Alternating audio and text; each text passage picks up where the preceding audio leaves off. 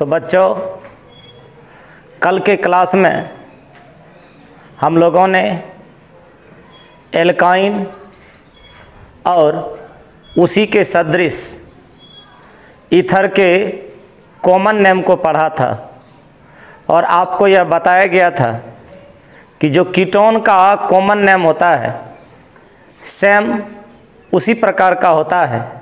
अतः आज हम लोग कीटोन के कॉमन नेम को भी देखेंगे और उसी के अनुसार, जैसा कि हम लोगों ने एल्काइन श्रेणी और ईथर श्रेणी के नाम को पढ़ा था, उसी प्रकार से कीटोन के नाम को भी पढ़ेंगे। तो सर्वप्रथम उसके फंक्शनल ग्रुप को देखते हैं। तो जैसा कि आपको प्रीवियस क्लास में बताया गया है कि कीटोन का फंक्शनल ग्रुप CO होता है। इसके स्ट्रक्चर को देखें तो ये कार्बन 4 बॉन्ड फॉर्म करेगा तो डबल बॉन्ड ऑक्सीजन को कर देते हैं, एक बॉन्ड इधर एक बॉन्ड इधर। ये इसके फंक्शनल ग्रुप का स्ट्रक्चर है। इसके जनरल फार्मूला पर ध्यान दें तो इसके दोनों साइड, लेफ्ट में भी और राइट में भी, सेम प्रकार का या डिफरेंट प्रकार का एल्किल ग्रुप आप जोड़ सकते हैं। आप ये हो गया जहाँ पर R और R एक ही प्रकार के एल्किल समूह, जहाँ पर R एवं R एक ही प्रकार के सेम टाइप, एक ही प्रकार के एल्किल समूह, जहाँ पर R एवं R एक ही प्रकार के एल्किल समूह, R and R are same type of alkyl groups। इसी को ऐसे भी हम व्यक्त कर सकते हैं कि कीटोन का फंक्शनल ग्रुप हुआ।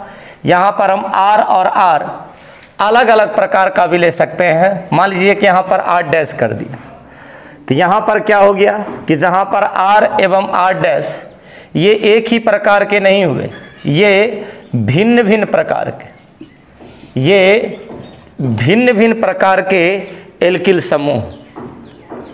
अब इसके जनरल फार्मूला पर ध्यान दें, इसके जनरल फार्मूला पर ध्यान दें तो जो R आपको एल्किल समूह दिख रहा है, चाहे वह सेम हो या डिफरेंट हो, तो जो एल्किल समूह अभी आपको दिख रहा है उस एल्किल समूह में हम यहाँ पर R के जगह पर मान रखेंगे।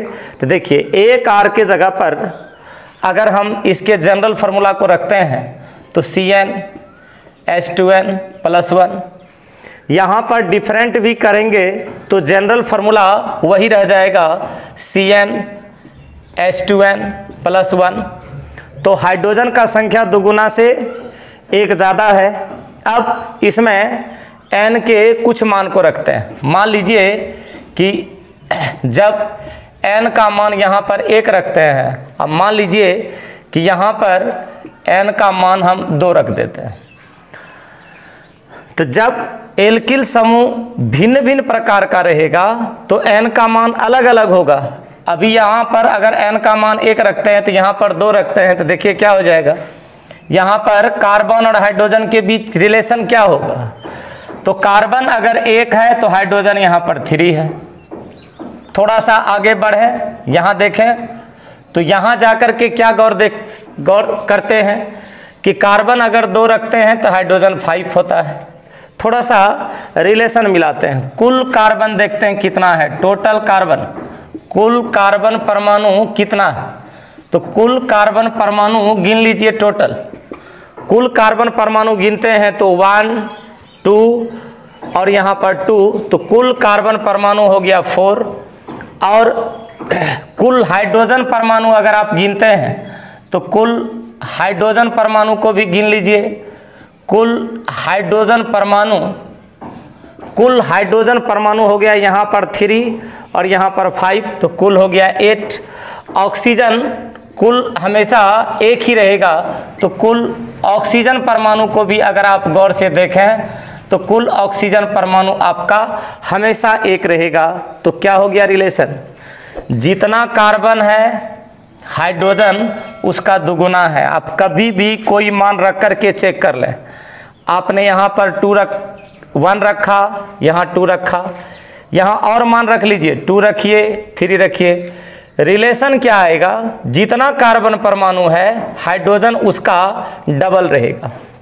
जितना कार्बन परमाणु है हाइड्रोजन उसका डबल रहेगा। अब सेम प्रकार का भी आप रख करके देखिए तो एकदम वैसा ही रिलेशन आपको प्राप्त होगा जैसा रिलेशन अभी आपने देखा। मान लीजिए कि इधर कार्बन हम 1 रखते हैं, कार्बन 1 रखें तो CH3, तो इधर भी कार्बन 1 रखेंगे तो यहाँ भी होगा CH3। रिलेशन देखा जाए, कार्बन गिनिएगा 2, हाइड्रोजन को यहाँ से अगर देखा जाए तो हाइड्रोजन कितना हो जाता है? तो हाइड्रोजन हो जाता है आपका 6, ये कार्बन 3 हो गए, कार्बन कुल 3 हो गए। यहाँ भी कार्बन है तो कार्बन हो गया 3, हाइड्रोजन हो गया 6, ऑक्सीजन तो 1 ही रहेगा। तो रिलेशन देख लीजिए, कार्बन जितना है हाइड्रोजन उसका दुगुना है। कहने का सेंस ये है कि जनरल फार्मूला हमने कीटोन का ऐसा लिखा, यहाँ पर R और R हम भिन्न प्रकार का और एक प्रकार का दिया। एक और जनरल फार्मूला इसका क्या बन सकता है जो एग्जाम में भी अक्सर पूछा जाता है, 10 क्लास का या 11 क्लास का या और भी अपर क्लास का एग्जाम में ये जनरल फार्मूला सामान्य सूत्र पूछा जाता है। तो क्या रिलेशन आया?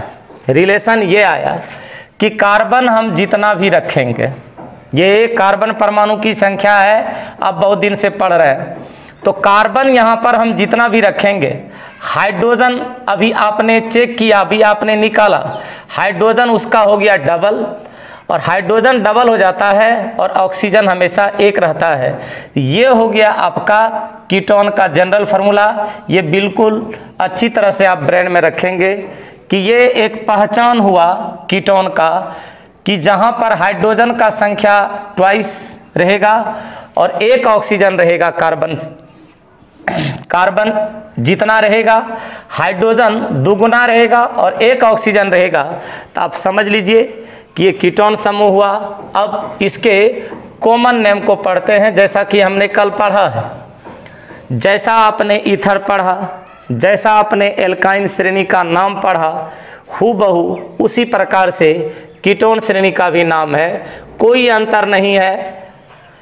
एल्काइन श्रेणी के नाम में आपने एसिटिलीन लगाया, कार्बन कार्बन ट्रिपल बॉन्ड देख करके। ईथर में ऑक्सीजन परमाणु को देख करके आपने ईथर लगाया और यहाँ पर CO को देख करके कीटोन लगाना है, कोई अंतर नहीं है।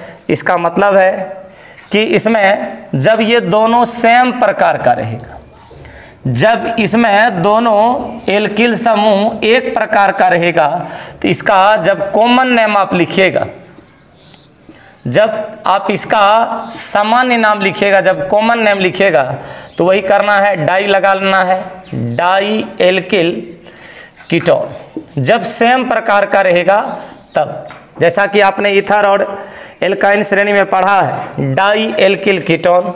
तो मान लीजिए कि यहाँ पर कार्बन परमाणु आपने 1 रखा तो यहाँ भी 1 रखिएगा, तब सेम टाइप हुआ।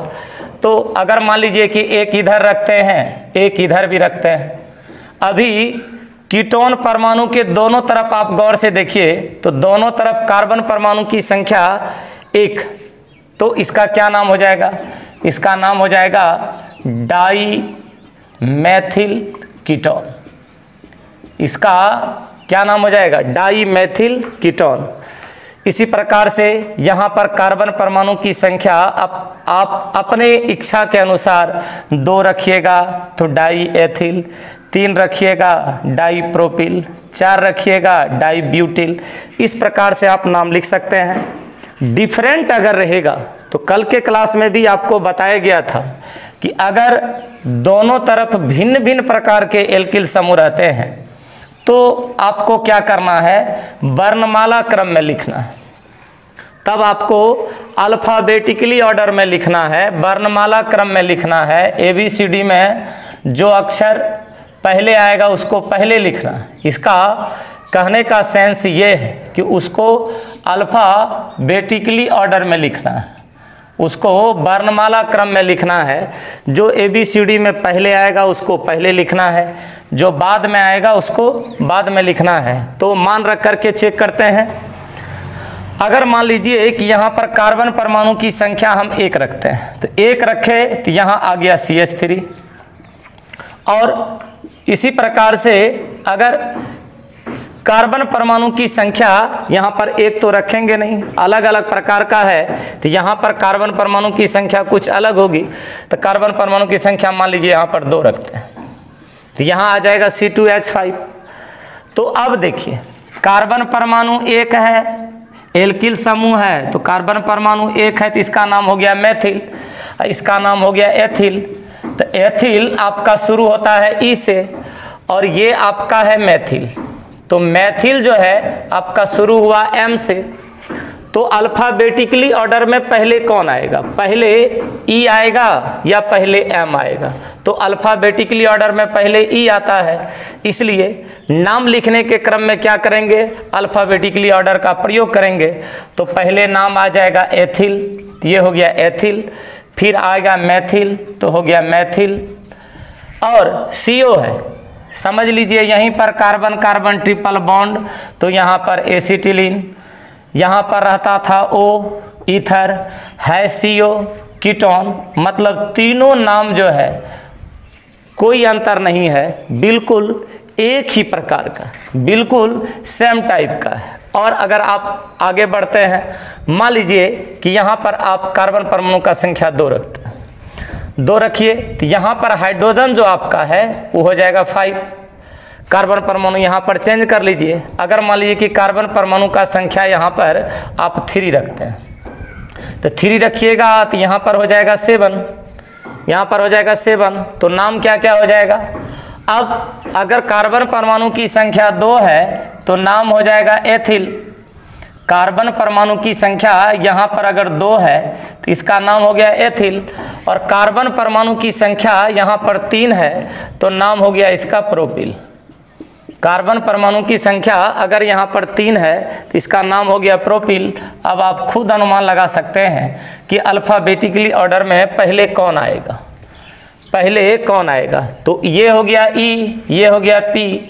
ABCD में पहले E आता है तो पहले नाम लिखाएगा एथिल, फिर लिखाएगा प्रोपिल, फिर लिखाएगा प्रोपिल। और उसके बाद चूंकि अभी कीटोन का फंक्शनल ग्रुप है इसलिए यहाँ पर कीटोन को दे दिया जाएगा। तो इसका क्या नाम हो जाएगा, एथिल प्रोपिल कीटोन। ये उस समय का नाम है जब दोनों तरफ भिन्न भिन्न प्रकार के एल्किल समूह रहेंगे। तो जब दोनों तरफ भिन्न भिन्न प्रकार के एल्किल समूह रहेंगे तो वैसी स्थिति में आपको एल्काइन श्रेणी का नाम लिखिए, ईथर श्रेणी का नाम लिखिए, कीटोन श्रेणी का नाम लिखिए। ये तीनों को आपको अल्फ़ाबेटिकली ऑर्डर में लिखना है। अब यहाँ के क्लास के बाद से भी तो कॉमन नेम हम लोगों ने कुछ कंपाउंड का सीखा। यहाँ के बाद से जो कुछ इम्पोर्टेंट फंक्शनल ग्रुप आपने देखा है उसके स्ट्रक्चर को हम लोग देखेंगे और उसके जनरल फार्मूला को बनाने सीखेंगे, ताकि जो इसके बाद वाला का क्लास हो, 10th का क्लास हो या 11 का क्लास हो, 10 के वर्ग के बच्चे के लिए तो ये इम्पोर्टेंट हो जाता है स्ट्रक्चर बनाना भी। तो जो 10वीं क्लास के विद्यार्थी हैं, जो 11 क्लास के विद्यार्थी हैं और जो 12 और इससे अपर क्लास के विद्यार्थी हैं उसके लिए भी ये स्ट्रक्चर की बहुत अधिक आवश्यकता होगी। तो मान लीजिए हम लोग एक तरफ से फंक्शनल ग्रुप के स्ट्रक्चर को देखते हैं। तो मान लीजिए कि हम कार्बोक्सिलिक अम्ल के फंक्शनल ग्रुप को लेकर शुरू करते हैं। तो कार्बोक्सिलिक अम्ल का फंक्शनल ग्रुप आपको पहले बताया गया है। कार्बोक्सिलिक अम्ल के फंक्शनल ग्रुप को आपने पहले देखा है और मैंने ये भी बताया था कि जितना भी आपका फंक्शनल ग्रुप है उसको आप पढ़ लें, उसके सेकेंडरी प्रीफिक्स को पढ़ लें। कार्बोक्सिलिक एसिड, तो कार्बोक्सिलिक एसिड का फंक्शनल ग्रुप होता है COOH। अब यहाँ पर आपको क्या गौर करना है कि ये फंक्शनल ग्रुप है, किसी भी कार्बनिक यौगिक का दो भाग होता है, उसमें से एक भाग होता है फंक्शनल ग्रुप और दूसरा भाग होता है एल्किल ग्रुप। तो एल्किल ग्रुप तो आप बार बार देख रहे हैं, किसी भी फंक्शनल ग्रुप का बगैर एल्किल ग्रुप के और किसी भी एल्किल ग्रुप का बगैर फंक्शनल ग्रुप के कोई वजूद नहीं होता है। दोनों मिलकर के किसी कार्बनिक यौगिक का नाम बनाता है। अतः इसमें एल्किल ग्रुप तो जुटेगा, तो कितना एल्किल ग्रुप जुटेगा, जितना बॉन्ड बचेगा। तो आप एलिमेंट पर निश्चित रूप से ध्यान देंगे। कार्बन है 4 बॉन्ड फॉर्म करेगा, 4 बॉन्ड बनाएगा ये कार्बन टोटल। ऑक्सीजन है 2 बॉन्ड बनाएगा, ऑक्सीजन 2 बॉन्ड बनाएगा। हाइड्रोजन है 1 बॉन्ड बनाएगा, तो कार्बन 4 बॉन्ड फॉर्म करेगा, ऑक्सीजन 2 बॉन्ड्स फॉर्म करेगा और हाइड्रोजन 1 बॉन्ड फॉर्म करेगा। तो आप इसके स्ट्रक्चर पढ़ाएं, तो स्ट्रक्चर इसका जब बनाएंगे, अब मान लीजिए कि OH को आप किसी के साथ कनेक्ट कर रहे हैं, तो OH को किसी के साथ कनेक्ट कीजिएगा तो ऑक्सीजन के साथ तो हाइड्रोजन जुटा हुआ है, इधर 1 बॉन्ड आ जाएगा। इसका मतलब है कि OH हमेशा किसी के साथ सिंगल बॉन्ड से अटैच रहेगा, हमेशा सिंगल बॉन्ड से अटैच रहेगा। अब आइए इसके स्ट्रक्चर पर, तो कार्बन का 4 बॉन्ड पूरा करना है। तो जब कार्बन का 4 बॉन्ड पूरा करेंगे, गौर से इसको देखिए, कार्बन का 4 बॉन्ड पूरा करेंगे तो मेरे पास 2 ऑक्सीजन है 1 हाइड्रोजन है। मान लीजिए कि 1 ऑक्सीजन को हम डबल बॉन्ड से जोड़ दिए, 1 ऑक्सीजन को अगर डबल बॉन्ड से जोड़ देते हैं तो मेरे पास अब बच गया 1 ऑक्सीजन और 1 हाइड्रोजन। अगर हम यहाँ पर ऑक्सीजन को डबल बॉन्ड से जोड़ देंगे तो इसका तो 4 बॉन्ड पूरा हो जाएगा, तो फिर मेरा 1 ऑक्सीजन रखा, 1 हाइड्रोजन रखा हुआ रह जाएगा। इसलिए हम क्या करते हैं, 1 ऑक्सीजन को पहले सिंगल बॉन्ड से जोड़ते हैं, इसको 1 बॉन्ड और चाहिए तो 1 बॉन्ड हम हाइड्रोजन के साथ जोड़ देते हैं। ये हो गया कार्बोक्सिलिक अम्ल के फंक्शनल ग्रुप का स्ट्रक्चर। तो देखिए इस कार्बन का, इसका 2 बॉन्ड पूरा, इसका 1 बॉन्ड पूरा, इस ऑक्सीजन का 2 बॉन्ड पूरा। लेकिन कार्बन को देखिए, ये कार्बन का 2 बॉन्ड यहाँ 1 बॉन्ड यहाँ, इसका मतलब 3 बॉन्ड, 1 बॉन्ड खाली है, इसका मतलब 1 एल्किल समूह इसमें जुटेगा, इसका जनरल फार्मूला बनेगा। ये इसका स्ट्रक्चर, ये इसका स्ट्रक्चर। अब अगर आपको जनरल फार्मूला इसका बनाना है, इसका अगर आपको जनरल फार्मूला बनाना है, इसका आपको सामान्य सूत्र लिखना है। इसका जनरल फार्मूला या सामान्य सूत्र बनाने के लिए हम क्या करेंगे, तो जितना बॉन्ड इसका खाली रहा उतना एल्किल जोड़ेंगे। और आप एल्किल ग्रुप बार बार सुन रहे हैं, बार बार पढ़ रहे हैं, हाइड्रोजन का संख्या 2 गुना से 1 ज़्यादा होगा, हाइड्रोजन का जो नंबर होगा 2 एंड मोर देन 1 होगा। तो यहाँ पर हम एल्किल ग्रुप अभी रख करके और कार्बोक्सिलिक अम्ल के जनरल फार्मूला पर ध्यान देंगे। तो देखिए यहाँ पर एल्किल ग्रुप को अभी रखा जाएगा, यहाँ पर कोई एल्किल ग्रुप रखेंगे, अब मान रख करके इसका रिलेशन निकालेंगे। मान लीजिए कि पहले आप यहाँ पर R दे देते हैं या यहाँ पर देते हैं एल्किल समूह CnH2n+1। ये जो देख रहे हैं आप, ये भी जनरल फार्मूला है, ये कार्बोक्सिलिक अम्ल का जनरल फार्मूला हुआ। अगर ऑप्शन में ऐसा रहता है तो आप आराम से इसको लिख सकते हैं, ये कार्बोक्सिलिक अम्ल का जनरल फार्मूला हुआ। और आप कैसा देख सकते हैं, तो ये जो एल्किल समूह जनरल फार्मूला हुआ, तो इसके जगह पर आप दे सकते हैं क्या, इसके जगह पर दे सकते हैं R। देखिए ये भी इसका जनरल फार्मूला हो, जो अभी आपको ये दिख रहा है ये भी इसका जनरल फार्मूला है। और क्या कर सकते हैं, ये तो 2 जनरल फार्मूला हुआ। ऐसा आपको बार बार जब ऑर्गेनिक कंपाउंड आप जाइएगा चैप्टर में तो बार बार ऐसा रिएक्शन देखने के लिए मिलेगा। ये कार्बोक्सिलिक अम्ल का जनरल फार्मूला हो। अब थोड़ा सा यहाँ पर मान रख करके चेक करते हैं। तो एल्किल समूह आप जान रहे हैं कि हाइड्रोजन का संख्या होगा 2 गुना से 1 ज़्यादा, तो हाइड्रोजन का संख्या 2 गुना से 1 ज़्यादा होगा, तो मान रख करके आप रिलेशन निकालिए। तो कार्बन अगर आप 1 रखते हैं, मान लीजिए कि n का मान आपने 1 रखा, तो 1 रखिएगा तो यहाँ हो जाएगा CH3। हाइड्रोजन का संख्या 2 गुना से 1 ज़्यादा, और यहाँ आ गया आपका C, 2 ऑक्सीजन है 1 हाइड्रोजन है। गिनिए, कार्बन गिनते हैं कुल 2, हाइड्रोजन गिनते हैं कुल 4। ऑक्सीजन जो है ये कांस्टेंट है, ऑक्सीजन ये आपको बदलने वाला नहीं है, ऑक्सीजन ऑलवेज 2। तो रिलेशन जो आपको मुख्य रूप से देखना है वो देखना है कार्बन और हाइड्रोजन में, कार्बन और हाइड्रोजन में देखना है। तो कार्बन और हाइड्रोजन में रिलेशन देख लीजिए, 2 गुना है, ये डबल है हाइड्रोजन। तो थोड़ा सा और दूसरा मान भी रख करके देखते हैं। मान लीजिए कि यहाँ पर हम कार्बन का मान 1 के जगह पर अब 2 रखते हैं। अगर 2 रखेंगे तो क्या होगा, यहाँ हो जाएगा C2, तब हाइड्रोजन क्या हो जाएगा, 2 गुना से 2 ज़्यादा, 2 गुना से 2 ज़्यादा, इसका मतलब 5। और हाइड्रोजन अगर यहाँ पर 5 हो जाता है तो फिर आप गिन लीजिए, कार्बन यहाँ पर 2, यहाँ पर 1, तो यहाँ पर 2, यहाँ पर 1, तो 3 हो गया। तो टोटल कार्बन हो गया 3।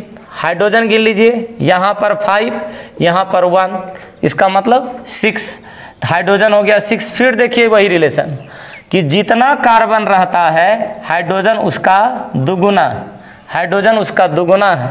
कहने का मतलब ये है कि जब कार्बोक्सिलिक अम्ल का जनरल फार्मूला लिखा जाएगा तो आप अब इसके रिलेशन के आधार पर इसका एक जनरल फार्मूला दे सकते हैं, इसका एक सामान्य सूत्र दे सकते हैं।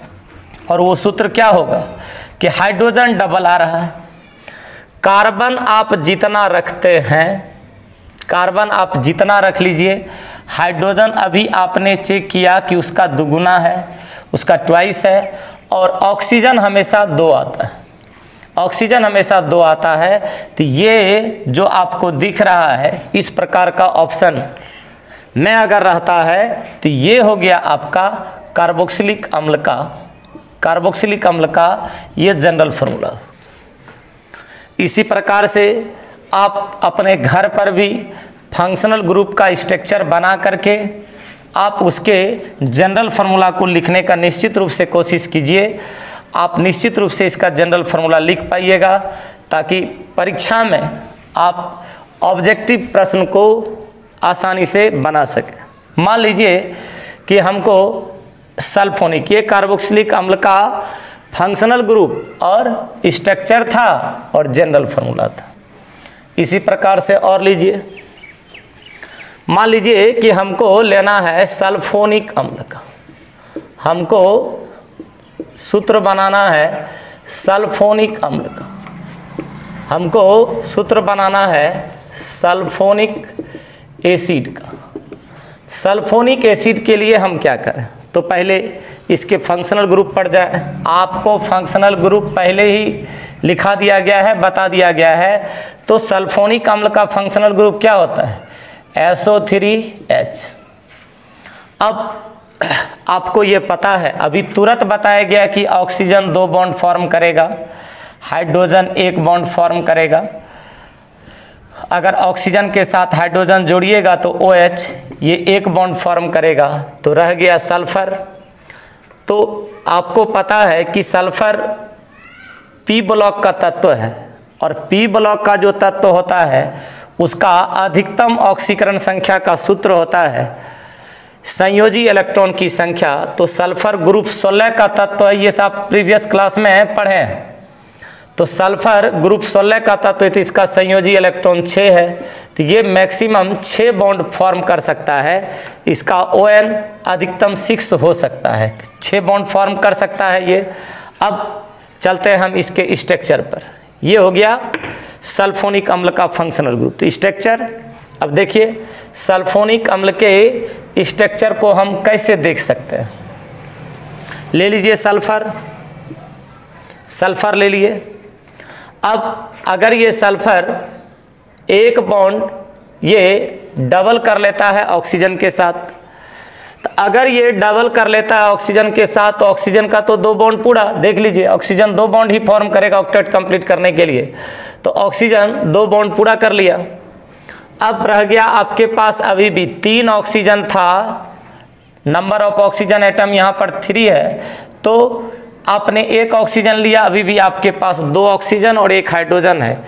1 ऑक्सीजन को अगर आप सिंगल बॉन्ड से जोड़ते हैं, 1 ऑक्सीजन को अगर आप सिंगल बॉन्ड से जोड़ते हैं तो क्या होता है कि यहाँ पर इसका ऑक्सीजन का एक बॉन्ड पूरा हुआ, इसका ये, तो यहाँ पर आप हाइड्रोजन अगर दे देते हैं, यहाँ पर हाइड्रोजन अगर इसका दे देते हैं तो ये ऑक्सीजन का बॉन्ड पूरा हो जाता है। ये मैक्सिमम इसका ऑक्सीडेशन नंबर हुआ। ये अधिकतम ऑक्सीकरण संख्या इसका 6 है, 6 बॉन्ड तक फॉर्म कर सकता है। तो अभी तक आपने क्या किया है, तो अभी तक आपने सल्फर के कितने बॉन्ड को यूज किया है, तो 2 यहाँ है, 1 यहाँ, 3। अब आपके पास अभी भी क्या है, अभी भी आपके पास एक ऑक्सीजन बचा हुआ है। एक ऑक्सीजन जब आपके पास बचा हुआ है तो ऑक्सीजन को तो 2 बॉन्ड चाहिए। तो ऑक्सीजन को अगर आप डबल बॉन्ड से फिर जोड़ देते हैं तो अब सल्फर का स्थिति देखिए, सल्फर 2 बॉन्ड यहाँ, 2 बॉन्ड यहाँ, 1 बॉन्ड यहाँ, 5 हो गया। इसका मतलब कि एक बॉन्ड ये और फॉर्म कर सकता है और इसी में एल्किल ग्रुप जुटेगा, इसी में एल्किल ग्रुप जुटेगा। तो ये आपका सल्फ्यूरिक अम्ल के फंक्शनल ग्रुप का स्ट्रक्चर है। अब अगर आप इसके जनरल फार्मूला पर आए, अगर चाहते हैं कि आप इसका जनरल फार्मूला लिखें सल्फोनिक अम्ल, तो जनरल फार्मूला या सामान्य सूत्र जब हम इसका लिखेंगे, जनरल फार्मूला या सामान्य सूत्र लिखेंगे तो आपको क्या सिखाया गया है कि फंक्शनल ग्रुप का जब आप स्ट्रक्चर बनाते हैं तो इसमें जितना बॉन्ड केंद्रीय परमाणु का खाली रहता है सेंट्रल एटम का, उतना आप आर लगा लीजिए। तो यहाँ पर आप आर लगा लीजिए और आप क्या कर सकते हैं, और बस एल्किल समूह जहाँ पर है वहाँ पर आप जनरल फार्मूला दे सकते हैं। तो एल्किल समूह का तो जनरल फार्मूला आपने बहुत बार लिखा, ये हो गया एल्किल समूह का जनरल फार्मूला। यहाँ पर आप इसको अटैच कर लीजिए, यहाँ पर आप इसको अटैच कर लीजिए, ये इसका जनरल फार्मूला हुआ। बात रहा कार्बन और हाइड्रोजन के रिलेशन का, तो ना तो इधर कार्बन है और हाइड्रोजन है, लेकिन कार्बन इधर नहीं है। इसका मतलब जो रिलेशन मिलेगा वो आपको इधर ही मिलेगा। तो हाइड्रोजन का संख्या 2 गुना से 1 ज़्यादा होगा कार्बन परमाणु से। तो यहाँ से आप इसके जनरल फार्मूला के स्ट्रक्चर को लिख सकते हैं। तो ये इसका सल्फोनिक अम्ल के जनरल फार्मूला का ये स्ट्रक्चर हुआ। इसी प्रकार से और भी बहुत सारे कंपाउंड हैं जिसका आप फंक्शनल ग्रुप का पहले स्ट्रक्चर बनाइए और तत्पश्चात उसके जनरल फार्मूला को आप लिखिए। ये आपको आगे आने वाले क्लास में बहुत अधिक काम देगा। तो आप सभी विद्यार्थियों से यह आग्रह है कि जो फंक्शनल ग्रुप आपको बताया गया है, कल मैं पुनः इस क्लास में इस चीज़ को बताऊंगा, लेकिन आप घर पर इस चीज़ को ट्रायल करें। आपके पास फंक्शनल ग्रुप है और उस फंक्शनल ग्रुप के स्ट्रक्चर को पहले फॉर्म करें, फिर जितना बॉन्ड आपका खाली रहता है उसके जगह पर आर लगा करके जनरल फार्मूला उसका बनाएं। और जनरल फार्मूला आप कार्बन और हाइड्रोजन के बीच में रिलेशन लगा करके भी बनाएं, ताकि आप अपने से भी कुछ सीख सकें। शेष अगले क्लास में। धन्यवाद।